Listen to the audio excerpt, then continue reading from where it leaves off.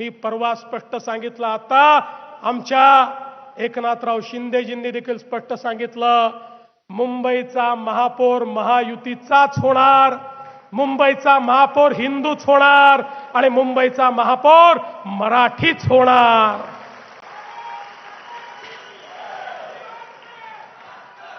पण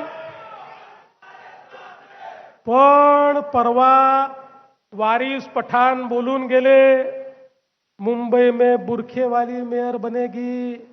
आम्हाला वाटलं आता मराठी माणसाबद्दल बोलणारे तुटून पडतील, पण मला समजलंच नाही. अचानक भोंग्याचे सेल डाऊन झाले. सकाळचा भोंगा बोलेनाच, विचारलं तर तोंडातनं शब्दच निघेना. एक जण यांच्यातला बोलायला तयार नाही, हे त्याचं उत्तर देण्याकरता देखील तयार नाही. आता आम्हालाच त्यांना चार्ज करावं लागेल, तर कदाचित या भोंग्यातनं आवाज निघतील. आणि म्हणून त्यांच्या छातीवर उभं राहून सांगतो, या ठिकाणी महापौर हिंदूच बनेल, या ठिकाणी महापौर मराठीच बनेल.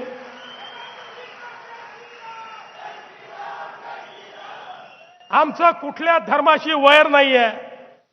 या देशामध्ये प्रत्येकाला आपापला धर्म जपण्याचा अधिकार आहे, आपली पूजा पद्धती जपण्याचा अधिकार आहे.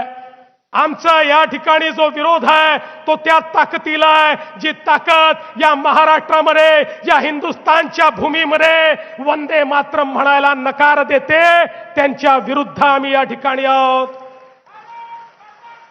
ज्यावेळी त्या माहीमच्या दर्ग्यावर मला बोलवलं आणि मला सांगितलं, भारताचा तिरंगा झेंडा या माहीमच्या दर्ग्यावर आम्ही फडकवण्याकरता तुम्हाला बोलवतोय, त्यावेळेस मुख्यमंत्री म्हणून हा देवाभाऊ त्या ठिकाणी गेला आणि त्या माहीमच्या दर्ग्यावर जाऊन त्या ठिकाणी चादर चढवली आणि तिरंगा झेंडा फडकवला.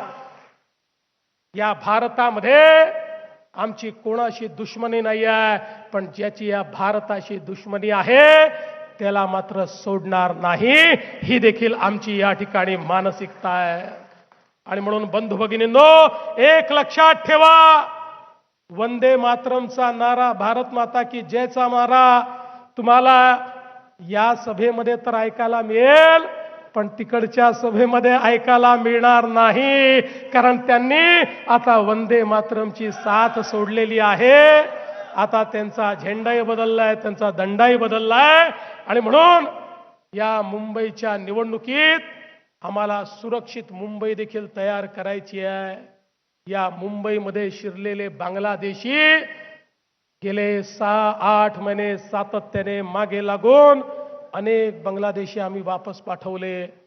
पण पुढच्या काळामध्ये एक एक मुंबईतला बांगलादेशी या बंगालमधनं आलेला, त्या बंगालच्या रस्त्याने, त्या ममता दीदीच्या आशीर्वादाने या ठिकाणी आलेला एक एक बांगलादेशी शोधून काढू आणि त्याला बांगलादेशमध्ये परत पाठवण्याचं काम आणि सुरक्षित करण्याचं काम हे या ठिकाणी केल्याशिवाय आम्ही थांबणार नाही.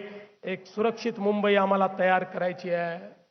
या मुंबईतल्या सामान्य माणसाचं स्वप्न काय आहे? या मुंबईच्या मराठी माणसाचं स्वप्न काय आहे? अरे एकेकाळी या गिरणगावमध्ये, या दक्षिण मुंबईमध्ये राहणारा तो मराठी माणूस, तो हद्दपार झाला. पाप कोणाचं आहे?